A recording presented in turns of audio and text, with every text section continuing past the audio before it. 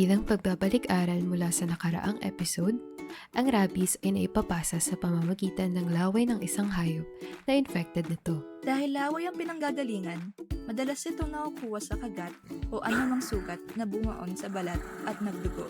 Mahalaga ring malaman kung saan banda ang kagat at kung gaano ito kalayo sa utak. Dahil nga inaatake ng rabies ang central nervous system, dumadaan ang virus sa ating mga muscle at nerves. Halimbawa, ang infected na kagat sa binti ay aabuti ng mas matagal bago makarating sa utak kumpara sa kagat na malapit sa mukha. Mayroong 3 pangunahing yugto o stages ang rabies para sa mga hayop at maging sa mga tao. Ang unang yugto ng rabies ay tinatawag na incubation.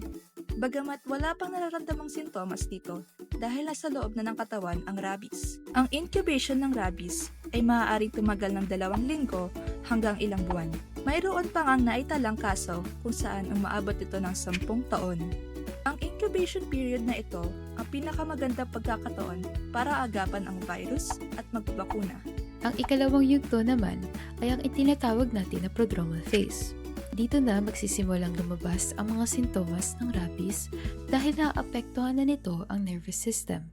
Sa yugtong ito, ang hayop o tao ay magsisimulang makaranas ng mga sintomas na parang trangkaso, pati na rin ang pananakit o pamamanhid sa bahagi ng katawan kung saan sila nakagat o na-infect. So dito, wala nang effective treatment. Lalo na pag lumabas na yung symptoms. Hindi na pwedeng i-vaccine, dadali na siya sa hospital. Dito, damage na yung brain, damage na yung spinal cord. Diyan nalalabas yung magiging pwede siyang aggressive or paralytic.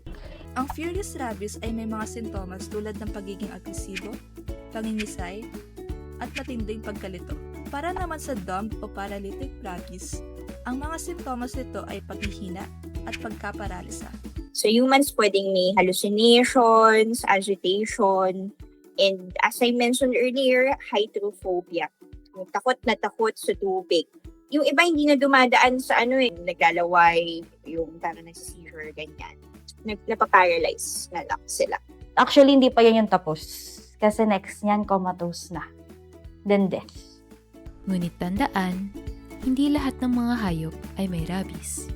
Napakahalagang balansehin ang ating pag-iingat habang patuloy nating tinatrato ng may respeto ang mga hayop. Advice namin na once na nakagat ka or na scratch ka, wag mong sasaktan or wag mong papatayin. Hindi dapat sinasaktan. Kasi syempre animals lang sila. Hindi nila alam kung anong ginagawa nila.